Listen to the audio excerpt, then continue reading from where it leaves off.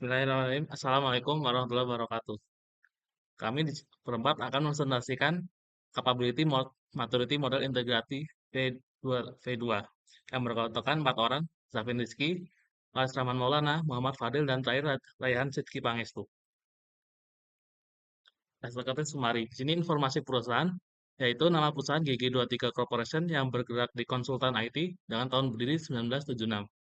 Yang memiliki masalah yaitu proyek sering melenceng dari waktu dan anggaran, kualitas deliverable tidak konsisten dan banyak rework, dan hasil yang diharapkan dari penggunaan framework CMI V2, kualitas produk yang konsisten teratur, penerapan waktu peluncuran dan produk, manajemen risiko yang lebih baik dan teratur dan terukur. Struktur tim, Chief yang pertama ada Chief Executive Officer, selanjutnya ada Asisten Direktur, dan di bawahnya ada Chief Operational Officer dan Chief Technology Officer. Permasalahan utama dari GG23 Corporation yaitu proyek sering schedule dan cost of run. Banyak konsultan IT menghadapi proyek yang terus melebar ruang lingkupnya, yaitu scope creep, perkiraan upaya yang meleset, serta koordinasi tim yang tidak sinkron. Akibatnya tenggat mundur dan biaya pembengkak menurunkan margin, keuntungan sekaligus kepercayaan klien. Dan permasalahan selanjutnya ada kualitas deliverable tidak konsisten dan banyak rework. Deliverable, perangkat lunak, atau lain-lain seringkali dikembalikan klien karena bug, kegagalan terintegrasi, atau dokumentasi yang tidak lengkap. Tidak konsistenan standar kerja antar proyek menimbulkan siklus rework yang mahal dan memperburuk reputasi. Di sini terdapat analisis akar masalah yang pertama. Yang pertama, proyek sering schedule close operan dengan gejala proyek-proyek rutin menunjukkan deviasi signifikan terhadap jadwal dan biaya yang telah disepakati. Terdapat juga 5 alasan, 5 whys. Yang pertama, mengapa deviasi terjadi, mengapa estimasi biaya tidak akurat, mengapa data historis tidak dipakai, mengapa metrik tidak dikumpulkan, dan mengapa prosedur belum ada.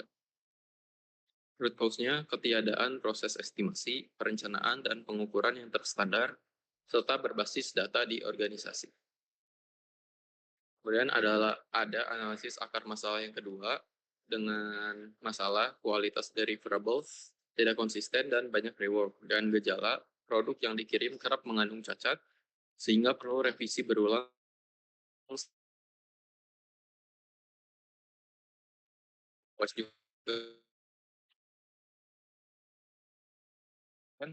Mengapa DoD atau checklist belum ada, mengapa proses belum didefinisikan, dan yang terakhir, mengapa praktik belum diadopsi. Dengan root cause, tidak adanya proses rekayasa dan jaminan kualitas terstandar, seperti peer review, definisi selesai, dan analisis cacat yang diterapkan secara konsisten di seluruh organisasi. Kemudian alasan ini yang pertama, resepnya siap pakai, di mana practice area estimating, planning, dan verification validation langsung menarget deviasi, jadwal atau biaya dan kualitas rendah tanpa harus merakit metode sendiri. Yang kedua, berbasis data, menuntut pengukuran historis dan pemantauan rutin, jadi keputusan koreksi bukan tebak-tebakan. Yang ketiga, ada skop terkendali. Proses perubahan ruang lingkup dan komitmen stakeholder sudah tertanam. Risiko skop creep dipangkas. Yang keempat, kualitas konsisten. Peer review ditambah root cause analysis terstruktur, memotong rework dan cacat ulang.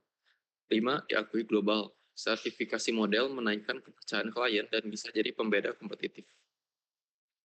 Kemudian ada prinsip-prinsip kunci CMMI V2.0 di dalam kasus GG23 Corporation. Yang pertama adalah mengidentifikasi permasalahan dengan menentukan masalah dalam proses atau produk. Yang kedua, menentukan tujuan bisnis dengan merumuskan sasaran yang ingin dicapai, seperti percepat waktu rilis 20%. Kemudian, pilih domain CMMI yang ada 3, diantaranya CMMI for Development, for Services, dan for Supplier Management. Kemudian yang keempat ada Initial Appraisal. Gunakan metode benchmark appraisal atau sustainment appraisal untuk menilai kapabilitas saat ini. Yang kelima ada gap analysis dengan membandingkan kondisi sekarang dan practice area atau PA dalam CMMI, misalnya project management, engineering, dan quality assurance. Kemudian menentukan maturity level yang dimulai dari level 1 yaitu ada initial, level 2 ada manage, level 3 ada define, level 4 quantitatively quantitatively manage, dan yang level 5 ada optimizing. Kemudian yang ketujuh ada proses improvement dengan menerapkan practice statements dalam setiap PA yang relevan. 8 ada reappraisal, mengukur kemajuan dengan appraisal ulang dan validasi hasilnya. Yang ke-9 ada pelaporan hasil, yaitu mendokumentasikan hasil seperti peningkatan efisiensi, kualitas, prediktabilitas proyek, dan pencapaian level CMMI. Kemudian ini adalah implementasi framework dengan yang pertama, masalah pertama ada proyek sering schedule cost of run. Caranya yang pertama yaitu kumpulkan data proyek lama, kemudian hitung estimasi realistis dengan plan SP1, kemudian buat rencana terpadu dengan plan SP2, pantau setiap minggu dengan MC SP1, dan yang terakhir revisi cepat jika meleset dengan MC SP1.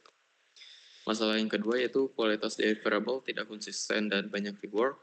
Caranya yang pertama yaitu tetapkan definition on done dengan PCM SP1, rancang rencana atas dengan VV SP1, adakan peer review dengan VV SP2, pantau defect dan rework, yang terakhir root cause dan perbaiki dengan CHR SP1, SP2.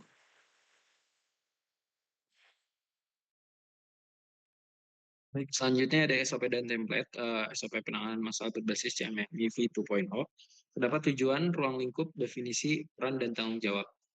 Prosedur penanganan masalah, dokumentasi pendukung, indikator kerja KPI, dan referensi. Fungsi utama SOP sendiri di GG23 Corp adalah sebagai pedoman terstandarisasi yang menerjemahkan praktik dalam framework CMMI V2.0 ke dalam langkah operasional yang jelas, konsisten, dan terukur.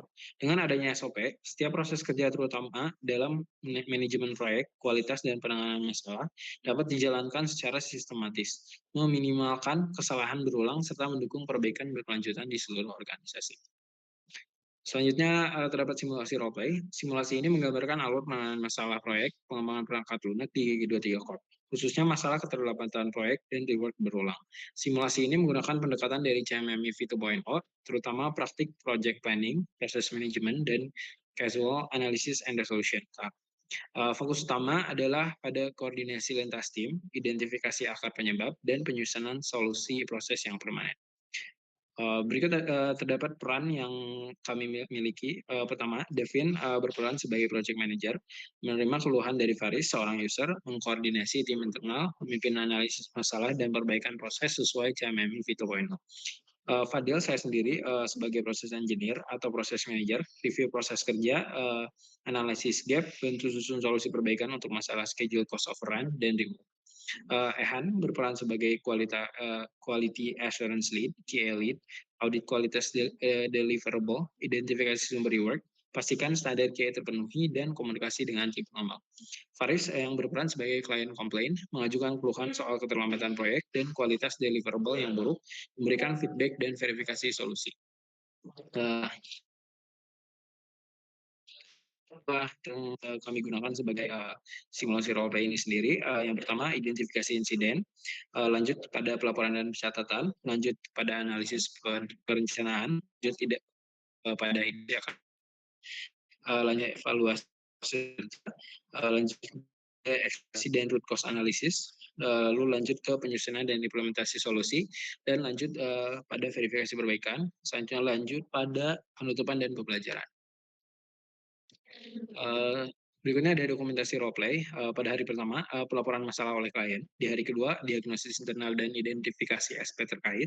Di hari ketiga, perumusan rencana perbaikan berdasarkan CMMI. Di hari keempat, verifikasi dan presentasi solusi ke klien. Baik, selanjutnya ada evaluasi dan refleksi dari apa yang dapat kita ambil dari penerapan framework CMMI V2. Yang pertama, di sini terdapat 3 bagian. Yang pertama adalah apa yang berhasil dari penerapan ini. Yang pertama ada terstandarisasinya proses estimasi, lalu kurangan tingkat reward dan defect, meningkatnya kolaborasi antar tim, terciptanya definition of done, dan terakhir RCA atau root cause analysis. Lalu ada tantangan yang didapatkan dari penerapan framework ini. Yang pertama ada perubahan kebiasaan tim, yang kedua keterbatasan data historis proyek, yang ketiga masih rendahnya kesadaran, yang keempat waktu tambahan untuk evaluasi formal dan RCA, yang kelima perlu konsistensi dan monitoring. Lalu insight yang didapatkan ada dua, yaitu yang ada framework CMMI V2 nanti menciptakan proses kerja yang tidak hanya rapi tetapi juga mudah dievaluasi. Yang kedua adalah continuous improvement menjadi strategi yang kuat jika didukung data, disiplin, dan evaluasi menyeluruh.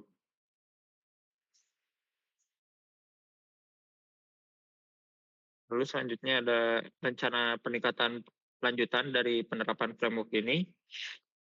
Yang pertama adalah menerapkan praktik CMMI V2 ke seluruh unit kerja, termasuk R&D, operational TI, dan dukungan layanan, untuk membentuk sistem manajemen proses yang menyeluruh dan konsisten.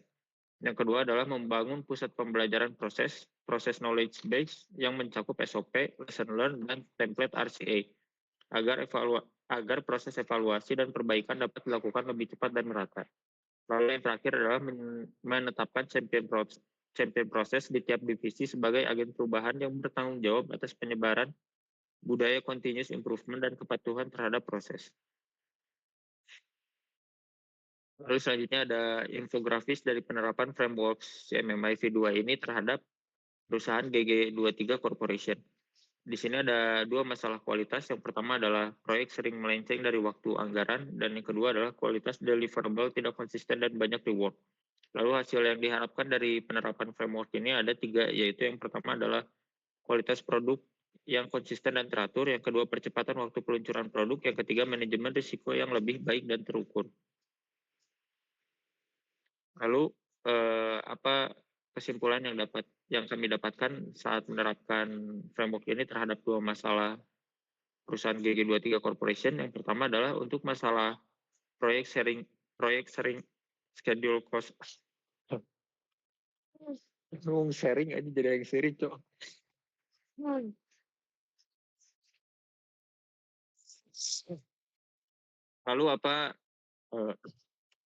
Lalu apa kesimpulan yang dapat kami dapatkan dari penerapan framework CMMI V2 ini untuk proyek untuk masalah yang dihadapi oleh GG23 Corporation? Yang pertama, untuk masalah proyek sering schedule cost overrun, akar masalah dari permasalahan ini adalah estimasi yang buruk, manajemen proyek yang lemah, dan kurangnya monitoring. Lalu relevansi dari penerapan framework CMMI V2 adalah praktis area seperti planning, estimating, dan monitor and control memberi panduan untuk menyusun estimasi yang realistis dan memonitor kemajuan terhadap rencana dan mengelola risiko dengan lebih proaktif. Lalu untuk masalah kualitas deliverable tidak konsisten, yaitu akar masalahnya adalah tidak ada standar kualitas,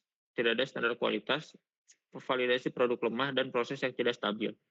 Dan relevansi penerapan framework CMMI V2 ini yaitu praktis area seperti quality assurance, verification, dan proses manajemen berguna untuk menjamin kualitas untuk dipantau lebih awal dan mendorong pencegahan cacat produk dan mengurangi variasi dan inkonsistensi. Berikut adalah referensi yang kami gunakan untuk presentasi ini. Itu yang dapat kelompok kami sampaikan terhadap framework CMMI V2. Terima kasih.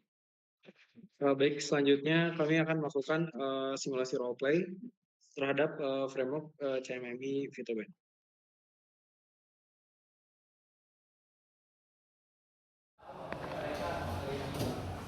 Selamat pagi Pak David. Saya ingin menyampaikan kekhawatiran kami. Proyek GG23 untuk sistem POS sedang lari dengan waktu 3 minggu. Dan anggaran meningkat tanpa sertifikasi yang jelas. Selain itu, yang kami terima masih banyak bug dan beberapa fitur utama yang belum terintegrasi. Mohon bisa dijelaskan. Terima kasih atas inputnya Pak Faris. Kami mohon maaf atas ketidaknyamanannya. Kami akan menindaklanjuti masalah ini secara struktural menggunakan pendekatan CMMI V2. Hari ini juga kami akan tindaklanjuti dengan secara struktural berdasarkan praktik level 2 dan juga level 3. Kami juga akan mulai dari evaluasi terhadap perencanaan Plan S1 dan Plan S2 serta bagaimana proyek ini dimonitor mulai dari NCS1 dan NCS2. Nah, kami juga akan diaktifkan Casual Analysis Resolution CAR SP1 dan CAR SP2 untuk identifikasi akar penyebab reward yang berbeda. Oke, saya tunggu rencana perbaikannya dalam waktu 2-3 hari. Saya harap akan disampaikan dalam format yang tepat ya.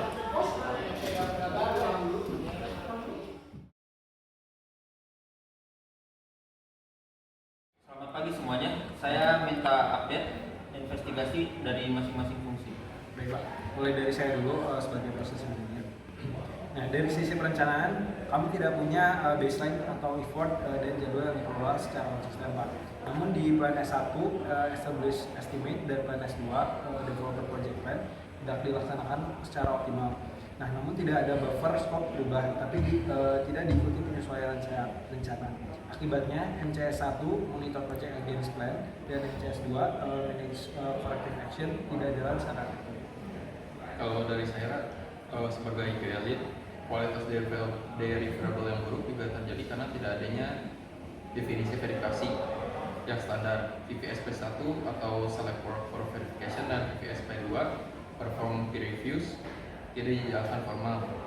Kami juga tidak punya proses stabil seperti PCM SP1. QA baru aktif di akhir, tidak terlibat sejak awal. Dari KRSP1 sendiri dan KRSP2, kami identifikasi penyebab utamanya yaitu terdapat 3 penyebab Pak. Yang pertama, tidak ada proses engineering terdokumentasi, tidak ada juga review formal sebelum build, dan tidak ada evaluasi lintas proyek sebelumnya. Baik, terima kasih semuanya atas update-nya. Kita akan lanjutkan ke tahap mitigasi. Besok kita susun rencana korektif dan juga proses standarisasinya.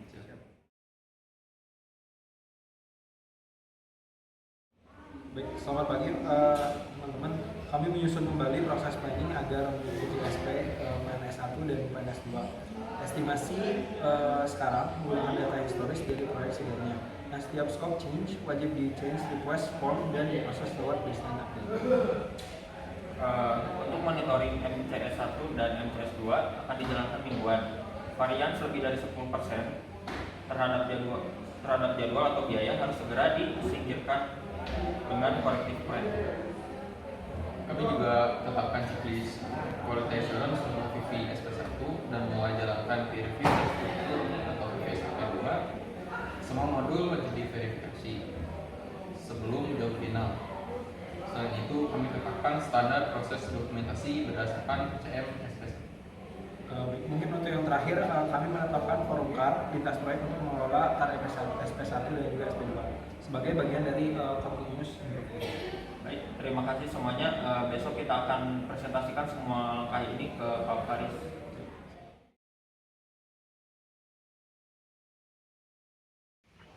Selamat siang Pak Faris. Sesuai dengan janji kami berikut ini langkah perbaikan berdasarkan kerangka CMMI 2. Yang pertama, kami menyusun ulang rencana proyek dengan baseline estimasi effort dan waktu sesuai dengan plan S1 dan juga plan S2.